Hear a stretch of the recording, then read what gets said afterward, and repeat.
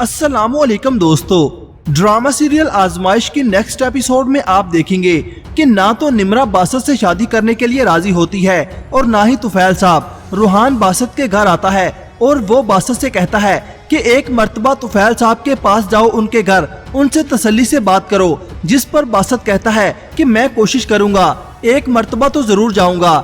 जिसके बाद बासत तुफैल साहब के घर जाता है। वो सीधा निम्रा के कमरे में जा रहा होता है तो तुफैल साहब उससे पूछते हैं कि तुम किसकी इजाजत से अंदर आए हो और बगैर पूछे कहाँ जा रहे हो। इस पर बासत कहता है कि आपने मेरी और निम्रा की शादी से इनकार करके उसको यहाँ कैद किया हुआ है। इतने में निम्रा वहाँ पर आ जाती है। उसको बासत की बात सुनकर बहुत गुस्सा आता है।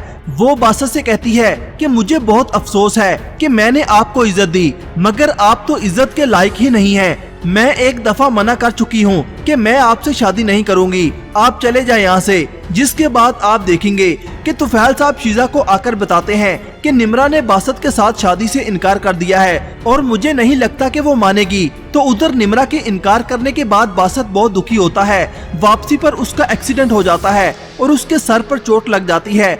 जिसके बाद आप देखेंगे कि तुफैल साहब घर पर नहीं होते। शीजा मौका देखकर निम्रा के पास जूस लेकर जाती है जिसमें नशे की दवा मिली होती है और निम्रा को वो जूस पीने के लिए देती है। जूस पीने के बाद निम्रा बेहोश हो जाती है और शीजा बाहर आकर मुलाजमा से कहती है कि मैंने निम्रा को नींद की दवा दी है, वो सो रही है। बहुत परेशान थी बेचारी। वो मुलाजमा को छुट्टी दे देती है और फिर सिकंदर को कॉल करके घर पर बुलाती है कि वो आकर निम्रा को ले जाए। सिकंदर उसी गुंडे के पास जाता है जिसका उसने कर्जा देना होता है। वो उस गुंडे से कहता है कि निम्रा अकेली होगी और हम उसको पकड़कर गाड़ी में बिठा लेंगे और गाड़ी रुकेगी तेरे घर के दरवाजे के बाहर। तो उधर बासत जख्मी हालत में रूहान के घर जाता है और उसको बताता है कि सब खत्म हो गया, निम्रा इस शादी के लिए नहीं मानी। इस पर रूहान कहता है कि कुछ खत्म नहीं हुआ, अगर तुम्हारी नियत साफ है तो खुदा तुम्हारे साथ होगा।